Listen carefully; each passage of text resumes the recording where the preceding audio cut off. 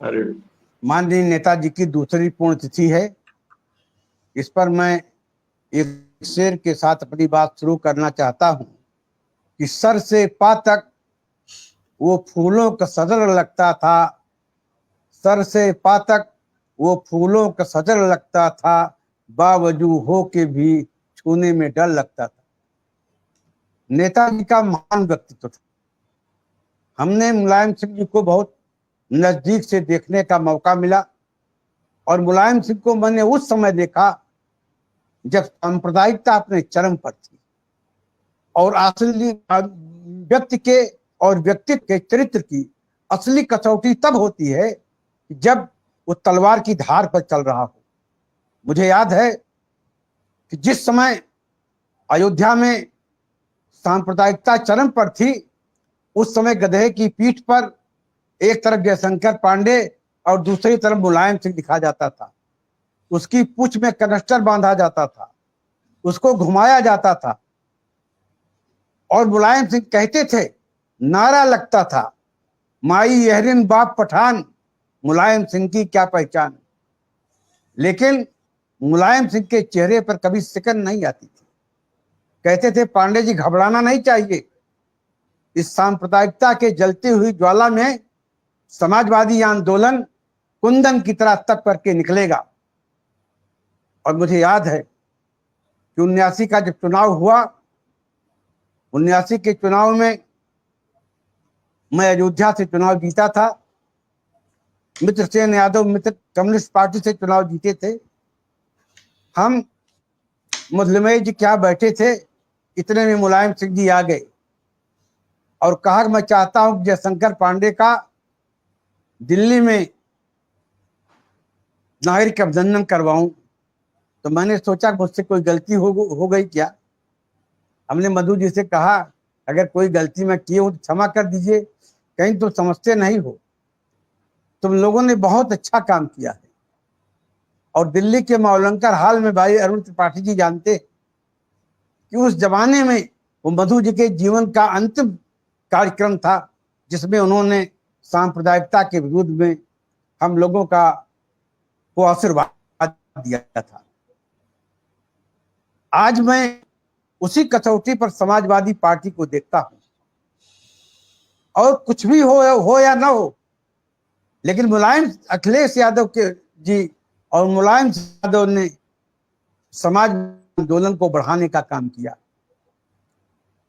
अगर मुलायम सिंह ना होते तो मैं सोचता हूं डॉक्टर लोहिया के बाद समाजवादी आंदोलन मिट गया होता। लेकिन 1992 में समाजवादी पार्टी बना करके उन्होंने देश के अल्पसंख्यक समाज को, देश के शोषित पीड़ित दलित समाज को बहुआयामी व्यक्तित्व देने का काम किया। जब वो पहली बार मुख्यमंत्री बने तो उन्होंने लोक सेवा आयोग से अंग्रेजी की अनिवार्यता को समाप्त किया।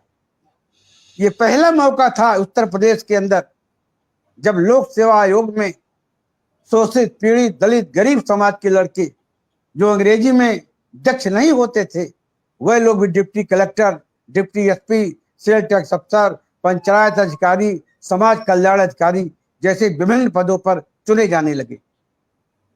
शिक्षा के क्षेत्र में उन्होंने, मुझे खुशी हुई जब उन्होंने कहा कि जिन ब्लॉकों में राजकीय कन्याओं का इंटर कॉलेज नहीं है, उसमें डिग्री कॉलेज खोलने के लिए हम अनुदान देंगे। उन्होंने बच्चियों को पढ़ने के लिए अनुदान लाया, जगह जगह हर महिलाओं के लिए डिग्री कॉलेज खुलवाया। दलित समाज के लिए उन्होंने अक्षुण काम किए और दलित समाज को ऊपर उठाया। काशीराम जी को सबसे पहले लोकसभा इटावा से भेजने वाले आदरणीय मुलायम सिंह यादव जी थे।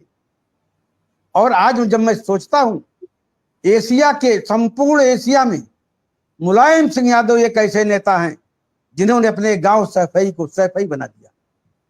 संपूर्ण एशिया में जितने बड़े राजनेता हुए, कोई राजनेता ऐसा नहीं हुआ है जिसने अपने गांव को इतना समृद्ध बनाया, गांव के लोगों को इतना समृद्ध बनाया। व्यापारियों के लिए उन्होंने चुंगी को से लेकर सेल टैक्स तक की उनको छूट दिया, उनको आगे बढ़ाया।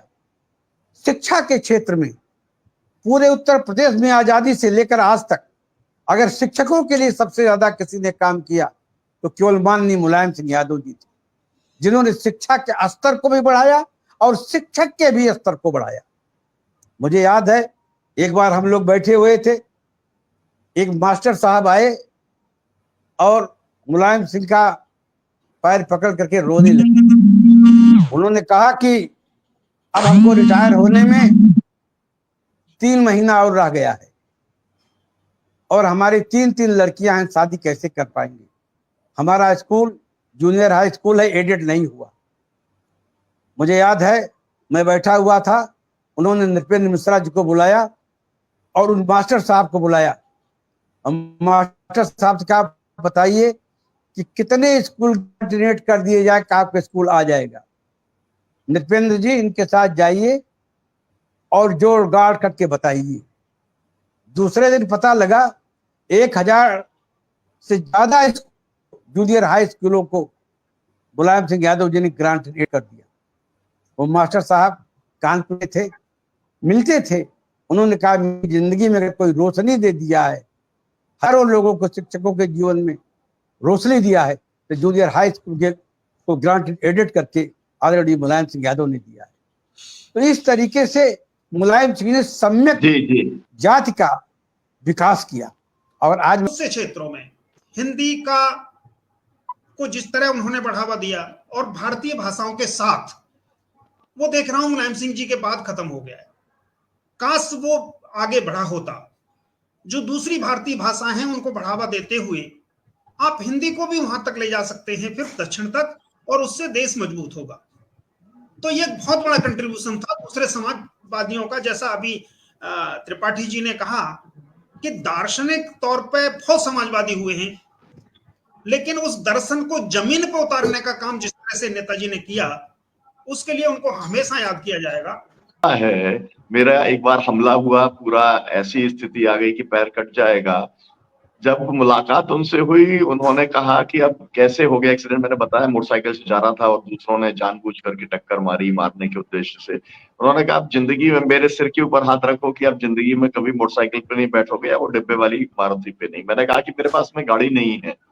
उन्होंने कहा तुरंत है ना गंगाराम को कि आप बुलाओ, जो इन्हें लेके जाओ शोरूम में, जो गाड़ी चाहिए हो वो इनको दिलाओ।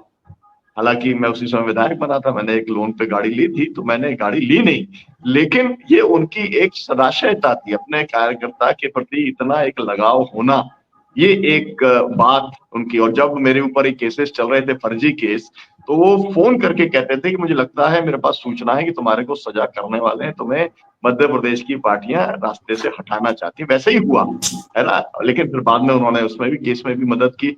अब मैं मतलब मेरा ये है कि एक नेता को कार्यकर्ताओं के साथ में किस तरीके का व्यवहार करना चाहिए और किस तरीके से उनके हर सुख दुख में खड़ा होना चाहिए, इसका एक बहुत बड़ा और शानदार उदाहरण मुलायम सिंह यादव है। के नेताजी का तो मैं 3 भागों में नेताजी को की जिंदगी को बहुत सूक्ष्म समय में बात करके देखना चाहता हूँ।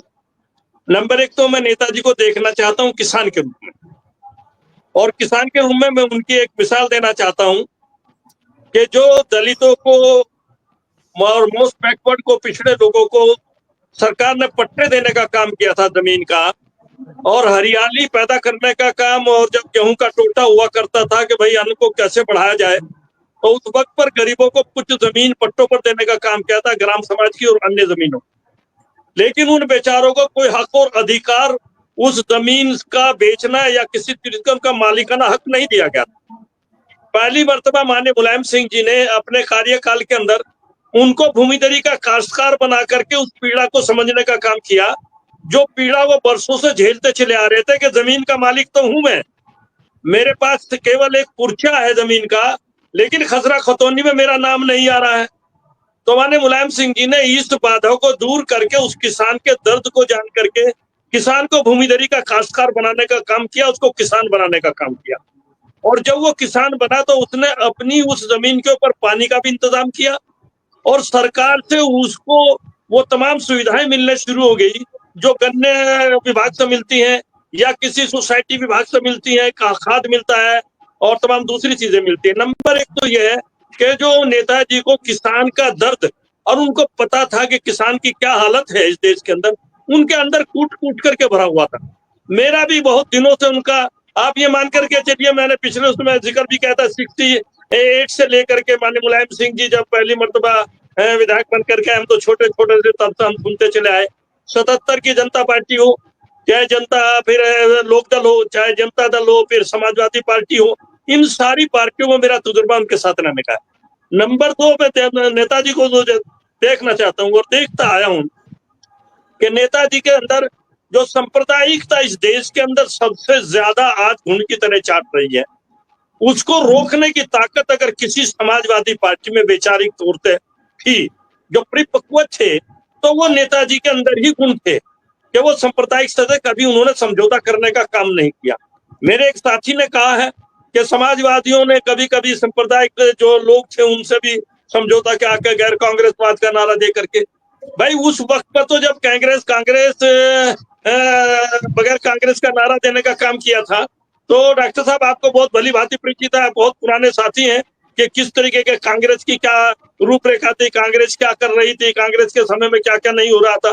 तो एक मजबूरी थी कि ये भी एक नारा दे करके आगे चलने का। तो नेताजी ने कभी सांप्रदायिकता से समझौता करने का काम नहीं किया, और उसका एक मिसाल ये है, भाई दयाशंकर जी उस बात को बहुत अच्छी तरीके से जानते हैं। जब अयोध्या को घेर लिया गया था, बाबरी मस्जिद के स्टैंड के ऊपर अयोध्या को घेर लिया गया था, जिसमें भाई दयाशंकर जी को भी अपना पर्सनल लॉस भी हुआ, इनका बड़ा नुकसान भी हुआ, इनके घर का नुकसान भी हुआ, इनकी मोटरसाइकिल का और सारी चीजों का नुकसान हुआ, लेकिन वो अडिग खड़े रहे इस बात को लेकर के कि मैं इस देश के अंदर अराजकता नहीं फैलने दूंगा और संविधान को मैं तोड़ने नहीं दूंगा, मैं संविधान को बचा करके रहूंगा। और उन्होंने संविधान को बचाने का काम किया। दूसरे लोगों ने कहीं बाहर दूसरे स्टेट में जाकर के क्या किया क्या नहीं किया, एक दूसरी चीज है।